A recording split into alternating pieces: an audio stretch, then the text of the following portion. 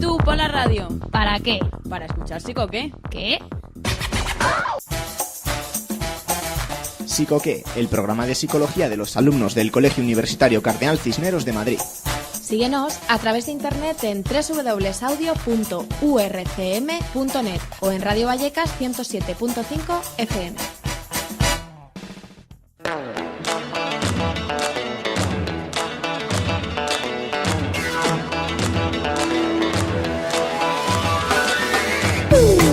¿Qué tal, oyentes? Aquí estamos en el Psicoqué número 22, de nuevo, y la verdad es que, bueno, estamos un poco agobiados porque tenemos mucho que estudiar, y sobre todo porque nuestra carrera es muy dura, pero nos gusta y lo hacemos con gusto. Entonces, tenemos aquí unas noticias preparadas hoy bastante interesantes, sobre todo la de César, que va sobre el acoso laboral, y la verdad es que me ha gustado bastante. Sí, bueno, pero tampoco es la más relevante. A mí me interesa mucho la de Sara, que habla sobre música y personalidad, que han encontrado por ahí una relación bastante curiosa, ¿no, Sara?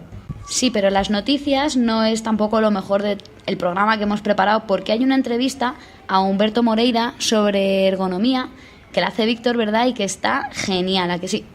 Sí, la verdad es que está muy bien. Bueno, yo sé que estoy suscitando envidias ahora por estar aquí con vosotros, que estoy muy bien acompañada, así que vamos a empezar ya con el programa para que todos sepan un poquito más de psicología, así que subid los volúmenes de los altavoces.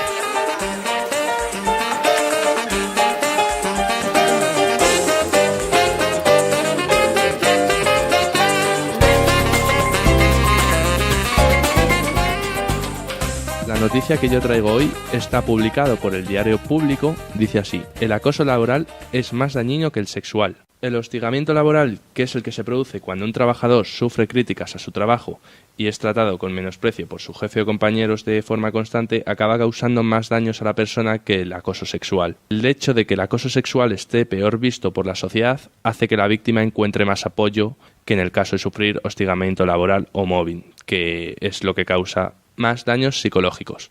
Estas conclusiones de autores de universidades de Manitoba y Queens, en Canadá, analizaron 110 estudios realizados a lo largo de los últimos 21 años y descubrieron que los empleados víctimas de acosos tenían más probabilidades de abandonar su puesto y de no estar satisfechos con su trabajo y sus compañeros que quienes habían sido víctimas de acoso de tipo sexual.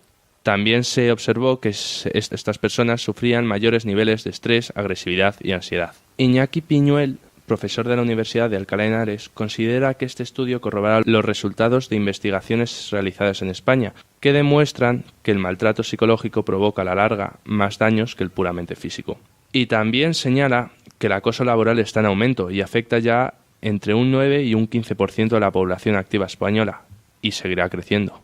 Eso era una noticia cortita, pero nos ha parecido relevante para meterla en la sección noticias. ¿Qué te ha parecido, Sara? Pues hombre, la verdad es que es una noticia curiosa porque siempre ves el acoso sexual como algo mucho más grave y que puede perjudicar más a la persona que el acoso laboral que pueda tener tu jefe. Además, el acoso laboral es algo que antes o después todo el mundo sufre, sí. Pero un acoso sexual no. Entonces, la verdad es que la noticia es curiosa, Ya, es que el tema del acoso sexual, no sé, al ser quizás más íntimo, no sé, claro. Ya más...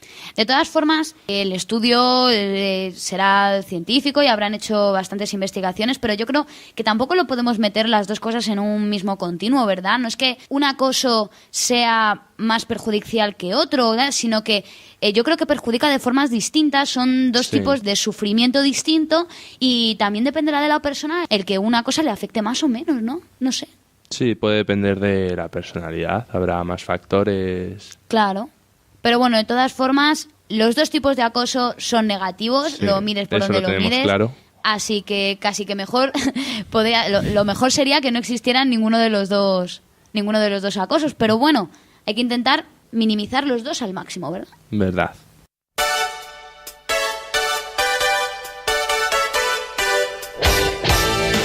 Psicorrádiate.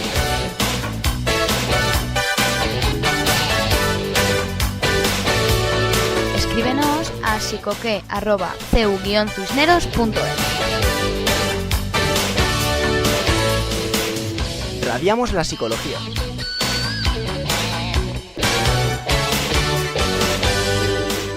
Psicoque.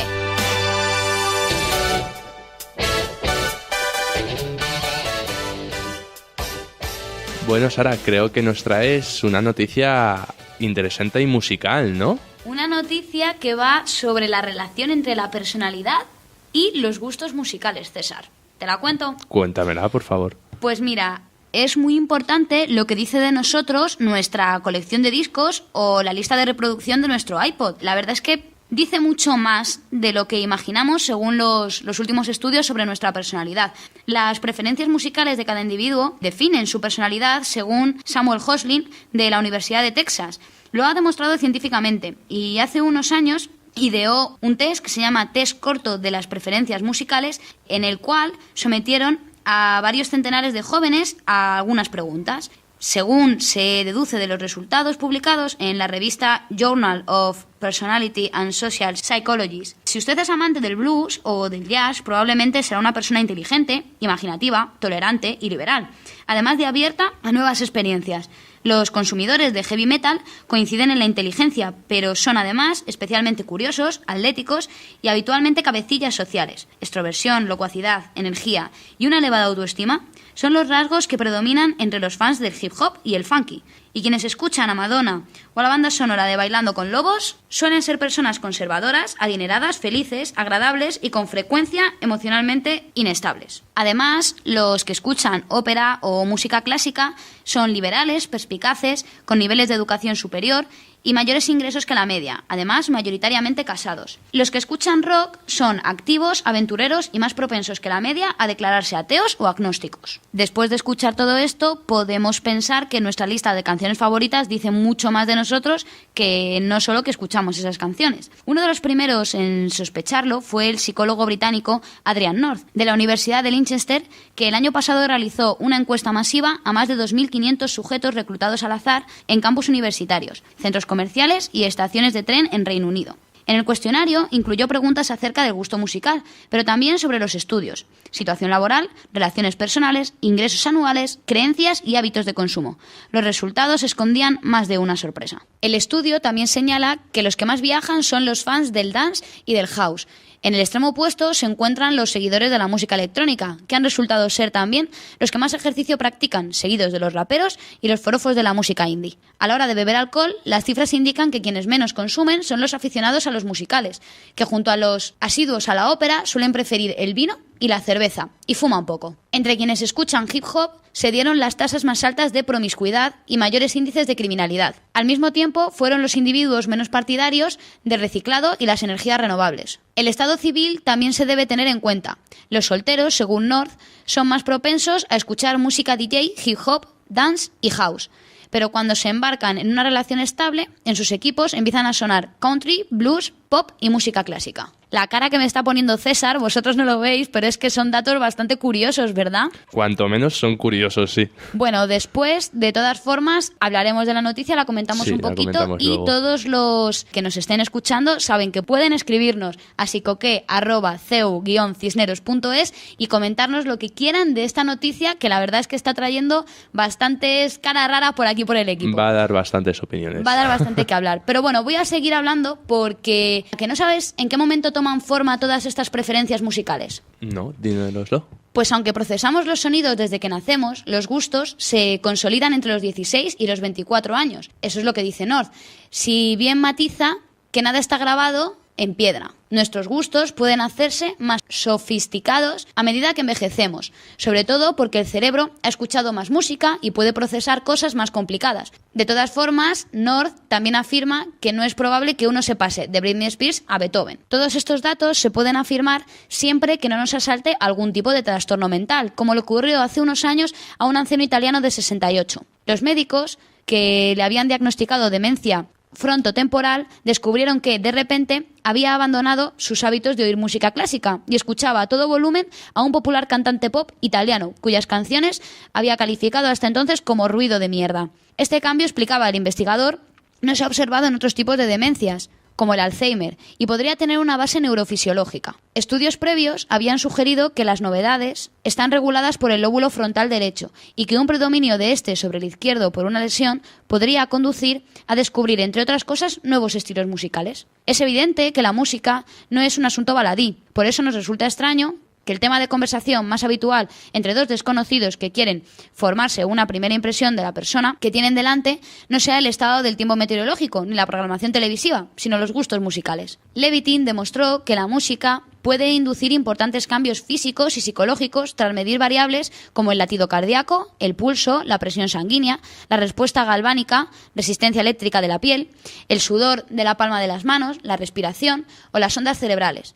También usó la resonancia magnética funcional para rastrear los cambios del flujo de sangre en el cerebro y así estudiar su actividad mientras oímos distintas melodías. Comprobó, entre otras cosas, que la música modifica los niveles de dopamina, adrenalina, noradrenalina y serotonina, sustancias relacionadas con el estado de ánimo para enfrentarnos al mundo que nos rodea. Así, por ejemplo, mientras leemos o estudiamos asignaturas como historia o literatura, la música clásica, el jazz, el blues o el techno favorecen la concentración. El éxito de una canción no lo determina su calidad, sino su popularidad, según un reciente estudio publicado en la revista Science. Sus autores, Salganik y sus colegas de la Universidad de Columbia, diseñaron hace 2 años un original experimento en Internet, un mercado musical virtual con 48 canciones poco conocidas que sometieron a la evaluación de 14.000 personas. Los participantes podían concederle hasta 5 estrellas a cada tema. De forma aislada, las votaciones se basaban en la calidad de la música y las letras, pero cuando los usuarios conocían las valoraciones de los demás, el top 10 cambiaba drásticamente. La gente escogía lo que creía que más le iba a gustar a los otros. Es la gran paradoja de los mercados culturales. El éxito es imprescindible. En la vida real, los individuos no suelen tomar sus decisiones solos. A las mejores canciones nunca les va muy mal y a las peores nunca les va a ir bien, pero cualquier otro resultado es posible. Bueno, César, en esta noticia hemos hablado de personalidad con estilos de música, de la forma en la que las personas eligen la música que les gusta también con respecto a otras personas. Bueno, no sé, cuéntame, ¿qué te ha parecido? Pues, hombre, a mí me ha parecido bastante lógico que dependiendo de la música que escuches, pues puedas sacar algunas conclusiones. Lo que sí yo creo que, habría que tener en cuenta es que esto también las decisiones de la gente sobre la música puede estar influida por estereotipos y otras cosas, no sé, pero no deja de ser un tema interesante. No, la verdad es que muchos de los datos que han dado sobre la personalidad y los estilos de música que escucha la gente ha sido muy curioso, porque yo no sé si estarás de acuerdo o alguna de estas características te ha resultado llamativa o alguna la criticas o estás de acuerdo, tienes amigos que dices lo han clavado o para nada. Hombre, podría decir que hay algunos en las que sí estoy de acuerdo, pero obviamente hay otras en las que no estoy de acuerdo. Pero no te escaques. Dime qué música llevas tú en el MP3, Sara. Yo es que no tengo MP3, César. Pues, ¿qué música escuchas? ¿Ha colado? No, la verdad es que a mí me gusta muchos tipos de música. Yo no tengo preferencias así muy selectivas. Escucho bastante de todo, así que, no sé. Supongo que tendré de todo un poco, ¿no? ¿Y tú? Pues yo he de decir que me inclino un poco más por el rock, pero bueno, como tampoco hemos salido muy mal parados en la investigación, pues bueno. Espera, que voy a recordar, los del rock son activos, aventureros y más propensos que la media a declararse ateos o agnósticos. Bueno, ahí queda la cosa. Pero bueno, yéndonos ya más al ámbito psicológico, es curioso saber que según va pasando el tiempo, ¿verdad?, las personas cambian también de gustos musicales. Sí, hombre, eso es normal. La gente, pues, evoluciona o simplemente cambia de gustos. ¿Y qué te parece lo que nos han dicho también de las lesiones cerebrales o de las demencias, que también hace que tus gustos musicales cambien? También es lógico, ¿verdad? Sí, podría ser lógico, no sé. Bueno, cuando tienes un daño en el cerebro, pues las cosas cambian y, oye, una de las cosas que puede cambiar pues son los gustos musicales. Bueno, pues yo creo que podemos ir terminando la sección noticias, que nos quedamos sin tiempo, César. Sí, va a haber que ir cortando.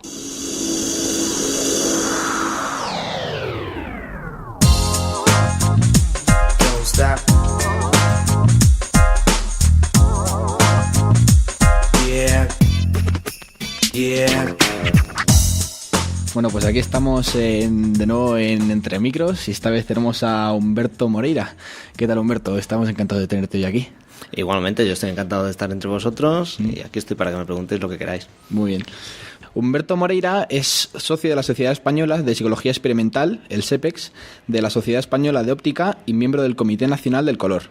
Ha impartido docencia en un curso de técnico superior de prevención de riesgos laborales y profesor de la Cardenal Cisneros, impartiendo ergonomía y percepción. Bueno, pues Humberto, tenía yo unas preguntas para ti porque la ergonomía es algo que yo creo que no está muy conocido y quiero que nos definas qué es la ergonomía, así que para que nos entiendan nuestros oyentes. Bien, bueno, como sabréis ya, etimológicamente la palabra proviene de ergon y nomía, que son las leyes del trabajo, ¿no? Pero bueno, dejándonos del significado etimológico, lo que se entiende por ergonomía es básicamente la adaptación de un puesto al trabajador.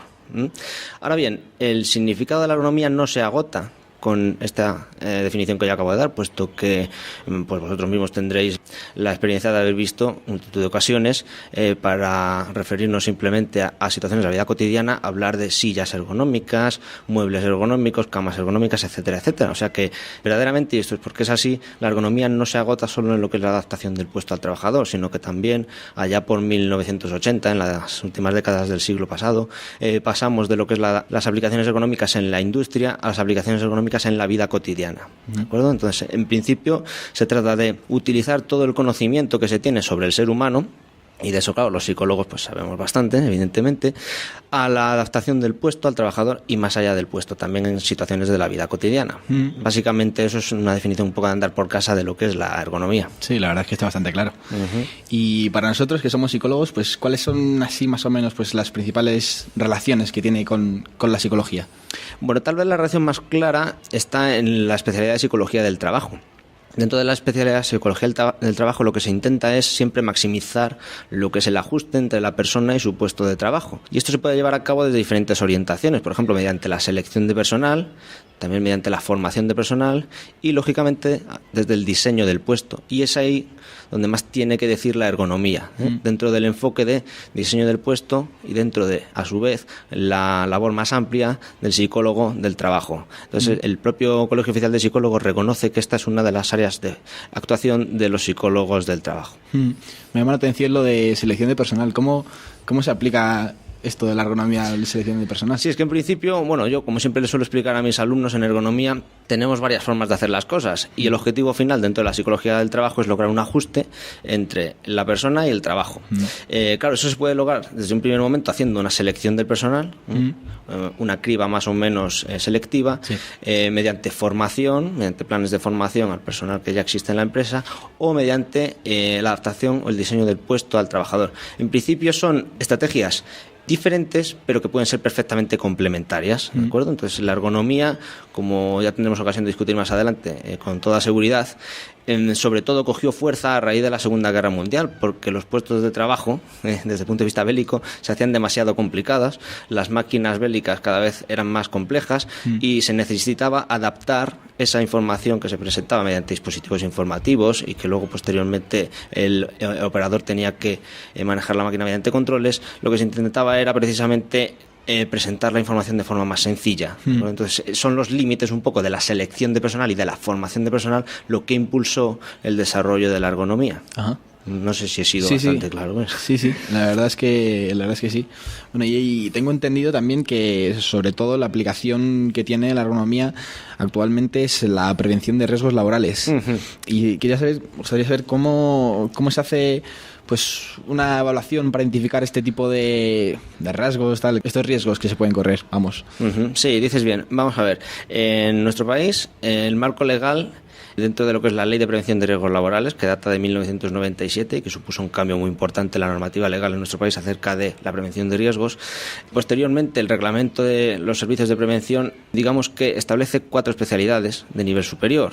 Estas son higiene industrial, seguridad en el trabajo, ergonomía y psicosociología aplicada, que es de lo que estamos hablando aquí hoy, y por último, medicina del trabajo. Evidentemente, nosotros no podemos optar a la medicina del trabajo puesto que no somos médicos, pero como licenciados en psicología sí que podemos optar a las otras 3 especialidades. Bueno, pues dentro de la ergonomía y la psicosociología aplicada, lo que interesa es todos aquellos ámbitos, desde el punto de vista preventivo, que pueden ser fuente de riesgos caracterizables desde el punto de vista ergonómico y psicosocial. ¿Qué son, por ejemplo, riesgos desde el punto de vista ergonómico? Pues riesgos asociados a condiciones ambientales, por ejemplo, condiciones de iluminación, exposición al ruido, exposición a vibraciones mecánicas, clima, temperatura, etcétera. Pero no solo condiciones ambientales, sino también carga mental. Últimamente estamos tendiendo, en las sociedades que progresivamente son más complejas y más tecnificadas, hacia un progresivo aumento de lo que es la carga mental en el trabajo. Entonces, ¿quién mejor que un psicólogo puede derivar instrumentos para intentar medir y evaluar esa carga mental en el trabajo y proponer medidas correctoras. Bueno, hemos mencionado condiciones ambientales, carga mental, carga física, por supuesto, diseño de dispositivos informativos, diseño de controles, etcétera, etcétera. Como veis, la ergonomía es un campo terriblemente amplio del que uno se hace experto pues de lo que puede dentro de todo el campo que oferta. Y la psicosociología aplicada, aunque no es el tema de discusión hoy aquí, es muy importante y forma junto con la ergonomía esa cuarta especialidad que dice el reglamento de servicios de prevención.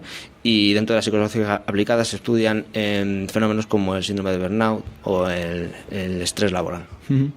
Sobre todo me parece es algo que últimamente se ve en la televisión mucho, que el ministerio está poniendo como mucho de su parte, ¿no? Para que no haya este tipo de accidentes, de tal, se ve en todos lados. Sí, bueno, yo recomendaría, si me es posible de estos micrófonos, recomendar una página de visita obligada si uno está interesado por los temas de la prevención de riesgos en general y de la ergonomía en particular, que es la página del Instituto Nacional de Seguridad e Higiene en el Trabajo. Es el organismo científico-técnico que en nuestro país se encarga de coordinar y realizar estándares y redactar notas técnicas y guías técnicas basadas en los reales decretos correspondientes para ver cómo evaluamos y cómo proponemos medidas correctoras sobre determinados riesgos, no solo ergonómicos o desde la psicosociología aplicada, sino también a nivel de seguridad e higiene industrial. O sea, bueno, y para que nos quede claro, entonces, si yo, por ejemplo, me quiero dedicar, pues eso, a la prevención de riesgos laborales, por ejemplo, entonces, ¿qué tendría que estudiar? Tendría que estudiar, por ejemplo, en mi psicología, tal, yo estoy, por ejemplo, en tercero, ¿qué especialidad tendría que coger ahora? En principio, ya digo que lo más orientado, sobre todo porque se imparte la asignatura de ergonomía, sería la psicología del trabajo. No obstante, y lo sé de buena tinta porque yo he impartido docencia en un curso de técnico superior de prevención de riesgos laborales, el alumnado es terriblemente heterogéneo. Es decir, estamos hablando de licenciados, estamos hablando de ingenieros, o sea que es un campo muy abierto, en principio. Te puedes encontrar psicólogos, te puedes encontrar abogados, etcétera, etcétera. ¿De acuerdo? Es un campo abierto en principio para todo aquel que tenga una carrera universitaria. Lo que yo sí recomiendo es que si alguien se quiere dedicar a esto, pues que opte por la especialidad superior, ¿de acuerdo? Sí. Porque el reglamento que regula los servicios de prevención, el Real Decreto 39/1997, pues habla de un nivel de especificación básico, otro intermedio y otro superior. Yo siempre aconsejo que se estudie el superior, que es en el que están articuladas las especialidades que ya hemos mencionado anteriormente. Seguridad, higiene, medicina, que esa es la única a la que no debemos optar, evidentemente, y por último ergonomía y psicosociología aplicada. Es cierto que uno puede estudiar una única especialidad, pero yo también ahí recomiendo que ya que te has metido en ese berenjenal acabes estudiando las tres, simplemente para aumentar el currículum y las opciones que vas a poder tener a la hora de encontrar, mejor dicho, buscar y luego encontrar trabajo. Bueno, ¿y qué papel juega pues la ergonomía dentro de las otras especialidades? Vamos a ver, las especialidades están pensadas para que los futuros prevencionistas sepan sobre todo de un determinado tipo de materias. Podemos saber de seguridad, de higiene o de psicosociología y ergonomía. Yo ya he dicho antes que recomiendo que se haga un especialista en las tres. El papel de la ergonomía, claro, esto es una cuestión un poco peliaguda porque a los hechos me remito. Simplemente si uno ve cuál es la organización de una empresa, pues encontrará que a lo mejor hay un servicio de prevención, pero servicio de prevención de riesgos orientado sobre todo a lo que es seguridad. Tal vez a higiene, pero no hay un servicio propio de prevención de riesgos ergonómicos, ¿de acuerdo? Entonces hay que ser sinceros y decir que todavía en nuestro país no está muy extendida la actividad preventiva desde el punto de vista exclusivamente ergonómico y de la psicosociología aplicada. Ahora bien, eso es algo que desde hace unos años, afortunadamente además, está empezando a cambiar. Y es ahí además donde los psicólogos, puesto que sabemos mucho del funcionamiento de los procesos cognitivos del ser humano y procesos de estrés, etcétera, podemos aportar nuestro granito de arena dentro del mundo de la prevención, con ventaja incluso, si me apuráis, sobre otros profesionales. Un caso muy particular, pues por ejemplo el estudio del error humano. El error humano puede dar lugar a auténticas catástrofes. Imaginaos, por ejemplo, en el pilotaje de un avión, en la conducción de ferrocarriles, etcétera. Bien, ¿quién está más capacitado para estudiar el error humano? Pues evidentemente un psicólogo algo tendrá que decir, ¿no? Entonces se llevan desarrollando desde hace bastantes años métodos para estudiar el error humano desde el punto de vista cualitativo, o sea, cuándo se puede producir un error humano, identificar en qué fases de los procesos cognitivos se puede dar un error humano y, además de eso, cuantificar cuál es la probabilidad de que ocurra dicho error humano, ¿no? Entonces, ahí evidentemente los psicólogos, junto con el tema de la carga mental y También la usabilidad, que es hacer que un producto sea de fácil manejo, de fácil uso por los usuarios, tenemos mucho que decir. Y una vez estudiado esto, pues ¿a qué trabajos se pueden optar una vez tenemos esta formación? Bien, pues en principio hay dos grandes áreas en las que uno puede buscar trabajo una vez que se ha hecho la especialidad de ergonomía y psicopedagogía aplicada. La primera sería los servicios propios de prevención de grandes empresas, ya sean empresas privadas o la administración pública, y en segundo lugar trabajar en servicios ajenos de prevención, lo que significa empresas privadas o mutuas de accidentes, por ejemplo, que se dedican a trabajar temas de seguridad, higiene industrial y psicopedagogía y ergonomía aplicada dentro de distintas empresas. Bueno, pues quería yo también que a ver si nos podías explicar un poquillo cómo, una vez que se ha hecho esta evaluación de todos pues, los riesgos que hay, ¿cómo intervienes? ¿Tú cómo lo haces? Bueno, en principio, como ya sabréis, por vuestra formación psicológica, previamente a toda intervención debe haber una evaluación exhaustiva, en primer lugar. Entonces, lo primero que hay que hacer es analizar las condiciones de trabajo. Solo así podremos saber qué riesgos, si estamos dentro de una perspectiva preventiva de la ergonomía, qué riesgos ergonómicos se pueden dar en cada puesto de trabajo. ¿De acuerdo? Solo a partir de ahí podemos entonces diseñar un programa de intervención, si hemos detectado que se dan ciertos riesgos ergonómicos, ¿de acuerdo? Los procedimientos de evaluación se suelen distinguir entre dos grandes tipos, unos más de tipo objetivo y otros más bien subjetivo. Los objetivos son aquellos que se llevan a cabo por el propio prevencionista, y los subjetivos son aquellos en los que se pide la intervención de los propios trabajadores para que rellenen, por ejemplo, un cuestionario referente a determinadas condiciones del puesto de trabajo. Bien, una vez que hemos recogido la información y podemos realizar, por ejemplo, un análisis gráfico de qué riesgos ergonómicos se dan en un puesto de trabajo concreto, llevamos a cabo un programa de intervención. Es muy importante resaltar aquí que la intervención en ergonomía se puede dar a muy distintos niveles y siempre se recomienda una acción jerárquica en el siguiente sentido. Lo que se recomienda desde la ergonomía es siempre empezar a intervenir sobre el macroentorno para solo en último lugar llegar al microentorno, el espacio próximo del trabajador, y ya solo en último lugar, si no hemos podido reducir los riesgos ergonómicos, llegar al individuo, por ejemplo, utilizando EPIs, los famosos EPIs, que son equipos de protección individual. Entonces, esa es la regla básica de intervención en ergonomía. Un ejemplo muy sencillo, por ejemplo, el ruido. Imaginémonos que hemos evaluado las condiciones ambientales de ruido y sin llegar a los criterios que marca la higiene industrial, pues son molestos para los trabajadores. Pues, por ejemplo, porque hay una máquina cerca de los trabajadores y estos no se pueden comunicar en condiciones normales. Bueno, pues lo que haríamos ahí sería una previa evaluación de cuál es, por ejemplo, la composición espectral de ese ruido que está molestando a los trabajadores, para luego derivar un plan de formación concreto para intentar atajarlo. ¿Cómo? Pues actuando a nivel de macroentorno, por ejemplo, reduciendo la reverberación del local, a nivel de la fuente que es la que está originando el ruido, el problema en este caso, o a nivel incluso del diseño de espacio de trabajo, porque, por ejemplo, si un ruido está enmascarando la voz humana, hay métodos ergonómicos concretos diseñados para estimar en qué grado se está dando esa interferencia y, en consecuencia, pues acercar o alejar más a los trabajadores para que la señal de la voz humana no se vea enmascarada por la presencia de un ruido. Pues esto es un ejemplo como otro cualquiera de actuación dentro de lo que es la ergoacústica, que es un campo bastante importante dentro de la ergonomía. Bueno, pues yo creo que ha estado muy bien la entrevista, Humberto. Ha sido un honor. Muchas gracias por haber venido con nosotros. Y pues nada, esperamos tenerte con nosotros lo más pronto posible, porque la verdad es que está muy bien. Bueno, el honor para empezar es mío, que me hayas invitado a venir aquí y haber intentado arrojar un poquito de luz sobre eso que es la ergonomía, porque, como dice un amigo mío, la ergonomía solo la conocía por aquello de que las cosas ya no se quieren buenas, bonitas y baratas, sino buenas, bonitas, baratas y ergonómicas, que me hizo bastante gracia, ¿no? Bueno, pues yo me siento como en casa, estaré aquí cada vez que me invitéis, ¿de acuerdo? Bien, pues muchas gracias, Humberto. Venga, hasta luego.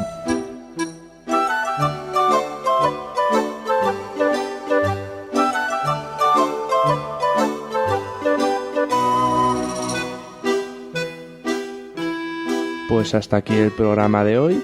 Ya nos tenemos que ir yendo porque toca irse a la biblioteca a estudiar, que estamos en exámenes, pero aún así seguimos aquí. Mucho ánimo a todos los que estén de exámenes, que esperemos que les salga todo muy bien y que pasen un veranito estupendo, aunque queda mucho psicoque antes del verano, así que no nos perdáis la pista. Sí, no os relajéis.